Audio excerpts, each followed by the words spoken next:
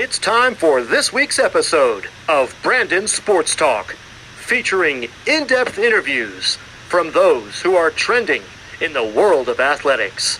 And now, here's the host of Brandon Sports Talk, Brandon Pate.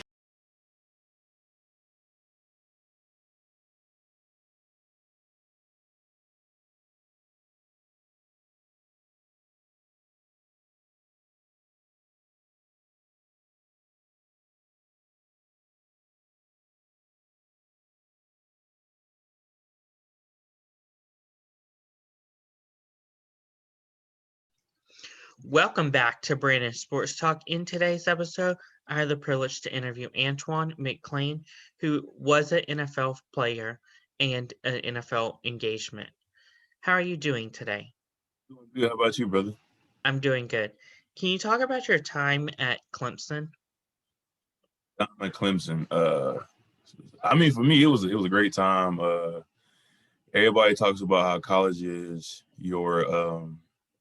the best time of your life, but for me, it was the best time of my life, but also too, it was one of the hardest 4 years of my life, and not because of hard, it's like difficulty. It's just time management. Because coming from high school, you didn't have all that time management, making weight, eating right, class, study hall.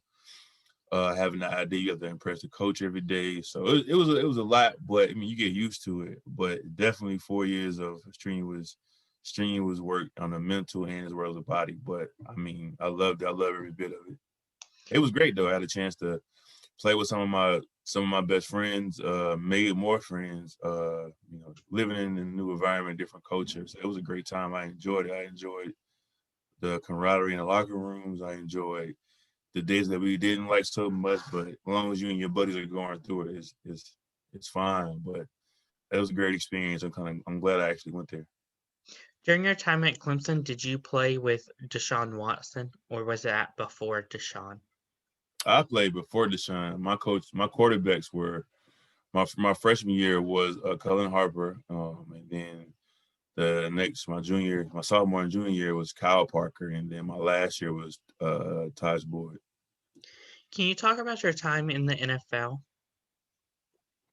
Yeah, like what do you want to? Any specific questions you have about it? How was it transitioning from, of course, college to the NFL? It was It was even college is a business, but the NFL is definitely a business. And the transition it wasn't too bad. I mean, I had a chance to play with, one of the top defenses ever in playing football, and had a chance to be around some great guys like Ed Reed or Michael Orr, Brian McKinney or Matt Burke, all those guys, man, Ray Lewis, all those guys. But it was a quick turnaround because once I finished playing the bowl game, it was right into training, it was right into combines, right into stuff like that. Um, so throughout that time, we getting prepped on what's going to be expected of us as rookies. We were, going through all these tests and learning stuff about the NFL. So once you get there, it's really an eye opener because the first time we practiced was all rookies. They bring a bunch of guys in and we were practicing against each other for 3 days, but then they'll figure out who is if he wasn't drafted, they'll figure out who's the best of that bunch, and then they keep those guys. But after that, I mean, the transition was still like football. You have meetings, you have meals, and nowadays, now you're getting fined versus having to run for like being late or having to lose weight or gain weight or just basically not being where you're supposed to be. You get fined for that versus coaches harping and fussing at you and making you do this and that. So it kind of makes you grow up a little bit more, but I kind of already had that mindset already because I kind of knew what to expect because of my guys that I knew from Clemson that went to the league gave us a chance to pick their brains and learn about it. And, but it's never all, you can get all the talking and all the prep, but you have to actually experience it. But I must say the speed of the game was very, very, very intensified because you think about in NFL, everybody who's on the field was the man at their high school, was the man at their college, and was the top. Well, most everybody, so top tier level. So everybody's good. So you have to be on your best beat, your best foot every play, every day. Can you talk about your time at the Baltimore Ravens? Oh, it was great. It was a great time, man. Had a chance to win a Super Bowl as a rookie. Um, but I would say, man, I learned a lot about myself as well. Again, being a rookie, but I mean, it was great. Though I had some of the best times of my life because you learning from some of the best coaches, you learning from some of the best players, and you learn that that you see all these serious guys on TV, but they're just like me and you. They have a sense of humor. Everybody has family. Everybody has that smile on their face. So it was a great time. It was some ups and downs, but it was great to see championship football at its highest level. So I love the city of Maryland. I mean, I'm sorry, I love the city of Baltimore. I love Maryland, even though people can't drive out there. But it was great, man. It was great. I had a chance to just see greatness, man, and understood what that looks like right off the bat versus you going to some teams and it's a struggle. But I will say that I'm glad that was my first stop and I had a chance to meet one of my greatest mentors, Mr. Harry Swain, who was the director of player development there. And it was a great time, man. I learned a lot. I learned a lot, and I had a chance to meet a lot of people and just be a part of some great things. During your time at the Ravens, did you play with players like Ray Lewis? I did. He was it was his last year. But yeah, everybody sees him as the mythical guy, the mythical character. I remember when we first got there, the older guys didn't have to be there, so it was all these younger guys and rookies. But I remember when he actually walked into the team meeting during minicamp, like it was like, whoa, that's Michael Jackson. It's like seeing Jesus or Michael Jackson or one of your favorite superstars walking through the door. You're like, wow, that's really him. And he was a lot smaller than what we saw on TV because during that time, this is the era when the tight ends was running like 4.3s and 4.2s. And so he wanted to drop weight to be able to run with those guys. He even had to like some running backs and receivers. But nevertheless, to see how he operated was magnificent because I remember the first play of practice that day, or that week of minicamp. I remember going, they called a play in the huddle, and I remember walking to the ball, and he calls the play out like it's coming right here, and I look back at my coach, and he's like, "Run the play." I was like, "But he knows the play." So fast forward, we run the play, he stops the play before he can get started. And my coach runs over to me and say, "Hey, son, that's Ray Lewis. He know all the damn plays." So that just, and then also too to see him throughout that whole year, man, quiet, like not quiet, but just seeing he looking up and seeing he has 15 tackles. I'm like, whoa, like, but it's a normal game going on, but you would have never known this man is in all those tackles. So I think and his work, man, was crazy. One more story. I remember during training camp, this is when everybody's tired and your head spinning because you're learning all the plays and coaches are being assholes. So I remember so after our first walkthrough in the morning and we were stretched and then we go to lunch. So I remember like eating my lunch because after I eat my lunch pretty fast. I go take a nap before practice. So I remember walking through the indoor facility through the turf field, and I remember seeing him and Ed Reed running sprints before practice. Keep in mind, I'm a rookie. I'm like, yo, I'm about to take a nap. And I'm walking, I'm seeing the greatest linebacker and the greatest safety to ever play the game. Both of them guys is running sprints during lunch. I'm like, wow. So that's why those guys, you know what I'm saying, was who they are. And, both of those guys have gold jackets. Can you talk about your time at the Oakland Raiders? It was a short time. I actually ended up going into Oakland right after Baltimore. It was different, man. It was a very eerie vibe. I didn't feel, for one, I got there the week of week one during the season, so I didn't really have a chance to build with guys, and it's a lot different in Oakland because at the time they wasn't winning. They had a new coach and whatnot. And I go from winning a Super Bowl, being in this mansion, to being in Oakland where they didn't have the best facilities, and they were sharing they shared their stadium with the Oakland A's or whatnot. But as a kid, thinking now, I shouldn't have let that get to me mentally, but I don't know. It was a weird time. It was very awkward. I didn't like the area. I don't know, man. I just think I was just kind of pouting because I went to Oakland. I mean, I took the money and went to Oakland, but I just didn't feel welcome. I didn't feel like, it was I didn't feel welcome there. I just felt like, guys were just at the point at the time was just playing to get paid but because I remember we getting beat by 7 touchdowns and then people was okay with that. Like, I mean, coaches screaming and yelling, but I mean, I don't know. I just didn't feel welcome there. So I was kind of happy when the trade happened for me to go to Buffalo. And my time in Buffalo was amazing, but that was a really weird, pivotal. I was paid well, but I don't know. I didn't feel welcome. I didn't feel like I was. I don't know. I just felt out of place there. Can you talk about your time at Buffalo and what you accomplished? Buffalo. Buffalo was great. It was a great opportunity for me to play, but it didn't ever happen. I know coaches kind of had, the guys they had, but the thing I love about Buffalo was I had a lot of my friends that was there, and we worked our behinds off, and a lot of guys that I played with previously was on that team. So, and then I had my family there too as well. I always, my grandparents would always go to Buffalo when we were kids because my grandfather's family lived there. So it was great to be around those guys and have some great food every day because it was home cooked and just having a chance to, at least try to get on the field.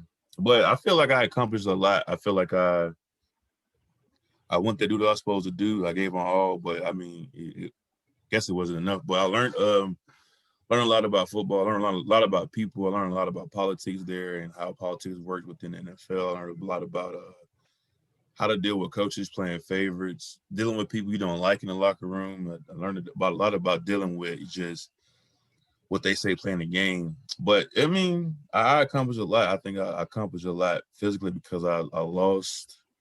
I went there in great shape. I lost a couple pounds. I did what I could do as far as helping the team. But, I mean, I felt like I accomplished a lot mentally than I did physically on the field. Can you talk about your time at the New Orleans Saints? That was a little quick stop there. We actually, after the season was over, I went through preseason with Buffalo and got cut. I got cut the day before practice, actually walking out to practice. So I got the Oakland. I got the New Orleans. I was a walk-on, but it was great to see. It was a great locker room. Everybody was friends, and we was actually doing a great job on the field. And it's a similar offense that I ran in Buffalo. So when I actually got to New Orleans, it wasn't.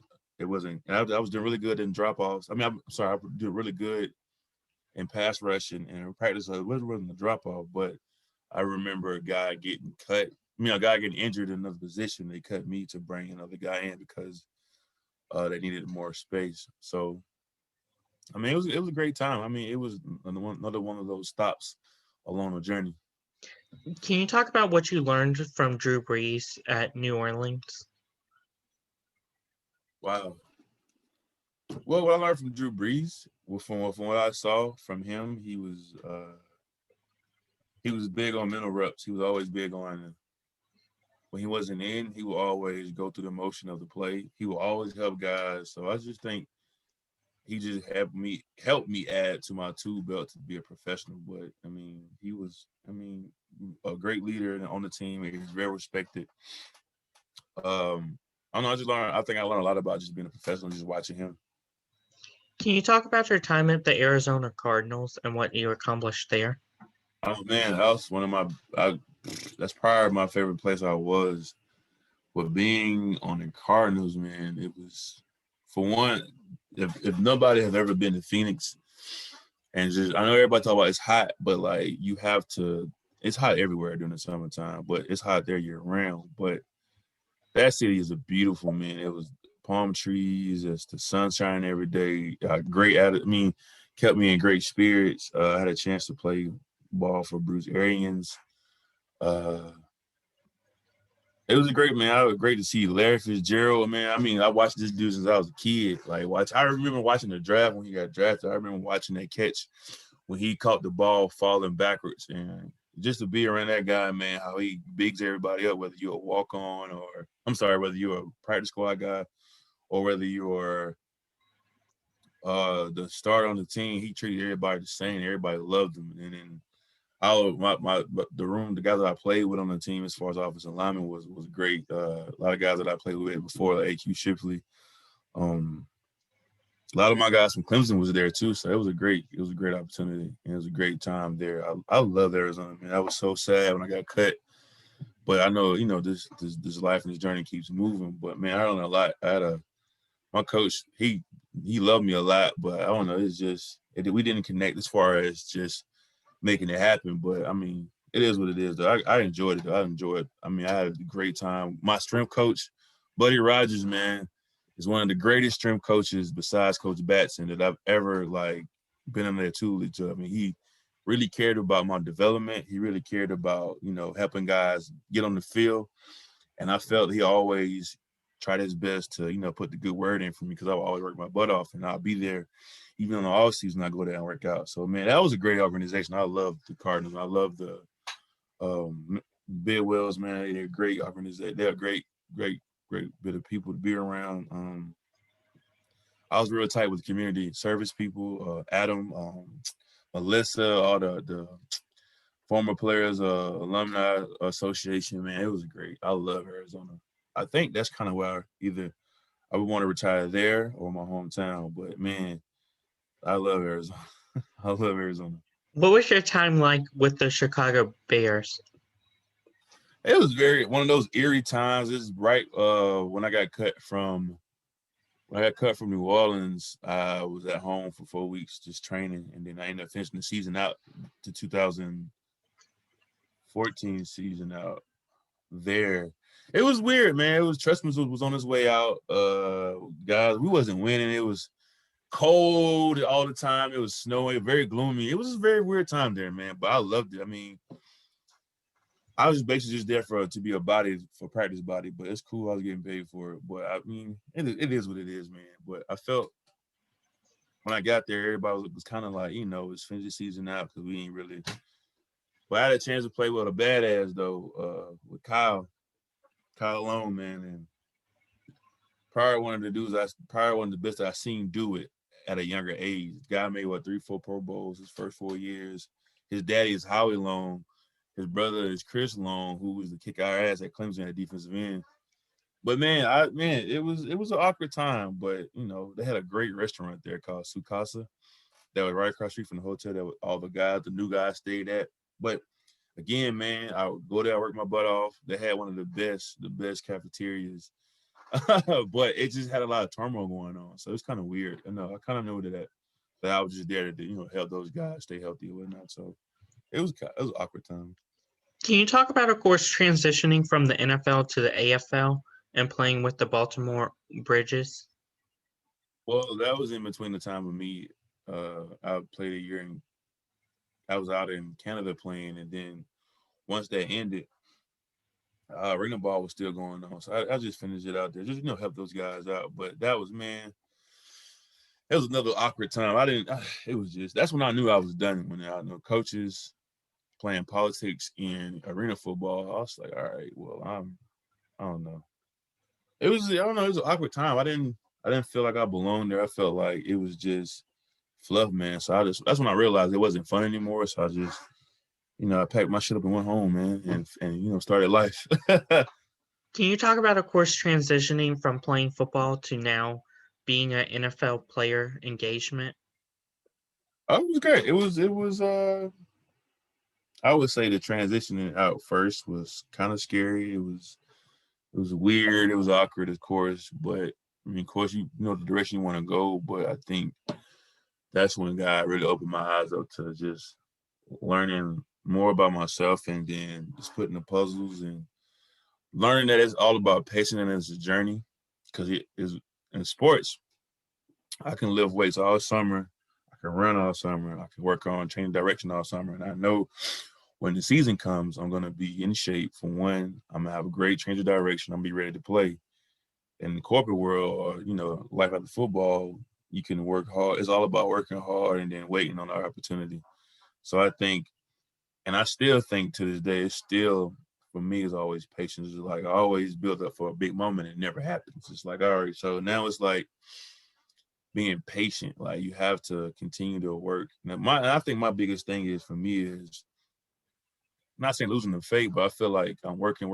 It's like, all right, I want this to happen for me, and then it don't happen right then, and I lose interest. And I feel like I can't do that because I feel like the moment I lose the interest, I feel like that's when the opportunity to come, and I'm not ready for it. So I think just staying patient is the biggest thing for me right now. It's going to be the biggest thing, I think, until I master it. But I'm learning that, what helps with patience is having faith that's going to happen, but at the same time, continue to work within and then not losing the faith. But I think the transition now is different because I'm not on the same time block every day as I was in football. You wake up, from the time you wake up to the time you go to bed, you're on a schedule. Now it's like work schedule's a part of your day, but it's how are you going to manifest everything that you want if you're not keeping your health right, if you're not being mentally on your block, or you're not just taking care of yourself that way. So I think that is just timing out my own schedule and just being disciplined within that. I think that's the biggest transition for me has been. And then too, just learning to dealing with corporate and people in the workforce, because in the locker room, if you have something to say about somebody or to somebody, say it to their face. It's no hiding it behind the back. Or if you have an issue with somebody, you go talk to them about it. I notice in the corporate America, it's not that direct because people don't know how to, some people don't know how to talk to people face to face. Some people like to go tell, or just some people like to just disregard it or just act like it's not there and just be fake. Or some people just have their way of dealing with conflict at the workspace. And some people are very catty. Some people just don't really care. So I was just learning to deal with people and their personalities. I think that's another adjustment too that I'm working on in myself as well. Can you talk about what a player engagement does? Well, player engagement for one but that's a loaded question because it depends on the team, the organization, and the head coach. But the majority of the ideas for my player engagement directors that I had while I was playing, it was all about, for one, it was all about rookie transition, making sure they're having a great, safe transition into the NFL. It's like a liaison between upstairs and the coaches, and liaison between different organizations for, let's just say, charity organizations for the guys, or just, if a guy wants to learn more about a position or different job force, those guys will be the liaison between that. Also, too, the liaison for professional and personal development. It can even be as far as making sure guys are on top of their game, just being that mental coach. Or hey, we wear a lot of hats in player development and student athlete development, even player relations. And so it's more of player relations. It's just making sure that the guys are good and, have everything that they need to be successful on the field and outside of the field. That makes sense. What advice would you give upcoming college players that are looking to make it into the NFL?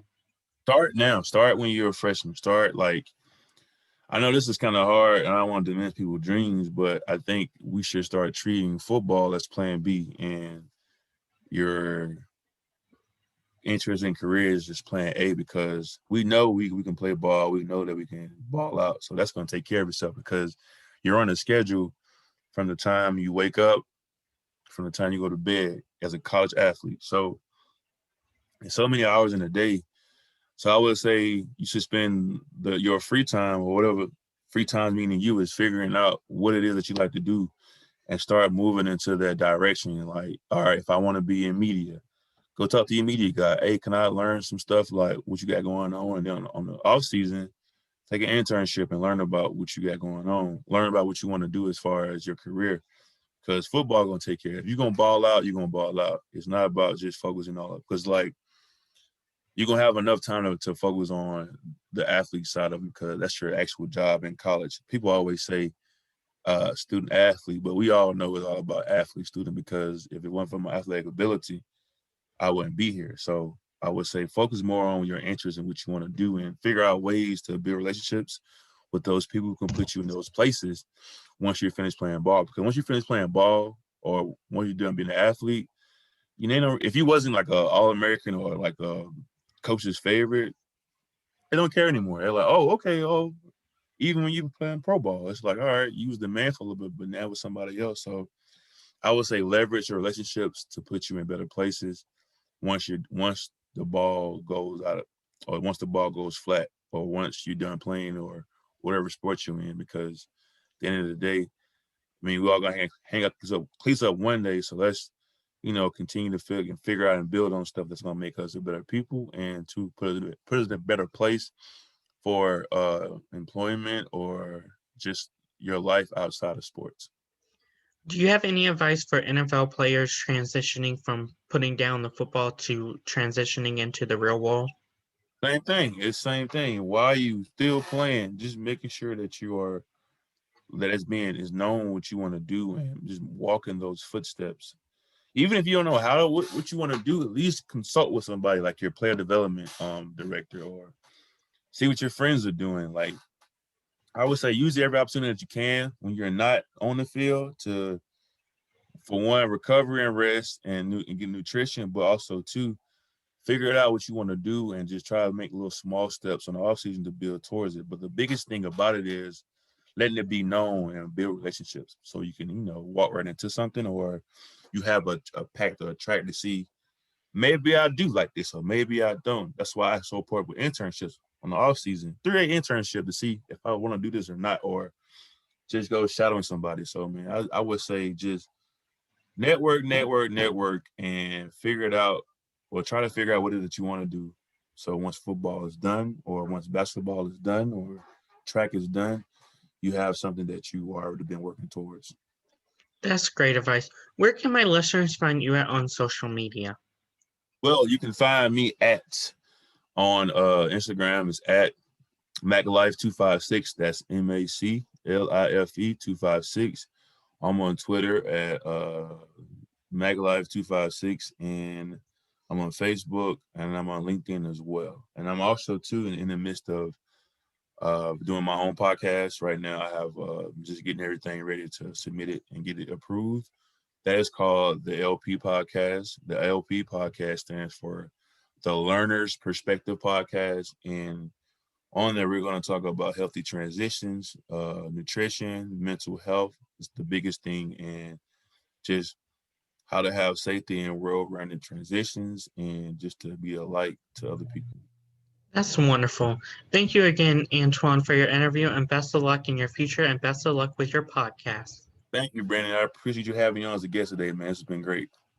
Thank you. You can find Brandon Sports Talk on Facebook at Brandon Sports Talk, Instagram at Brandon Sports Talk, Twitter at Talk_Brandon, and you can find me on YouTube at Brandon Sports Talk. Don't forget to like, comment, and subscribe. Thank you again, Antoine, for your interview, and best of luck. You've been watching Brandon Sports Talk. Please feel free to like, share, and subscribe to Brandon Sports Talk on social media and on YouTube.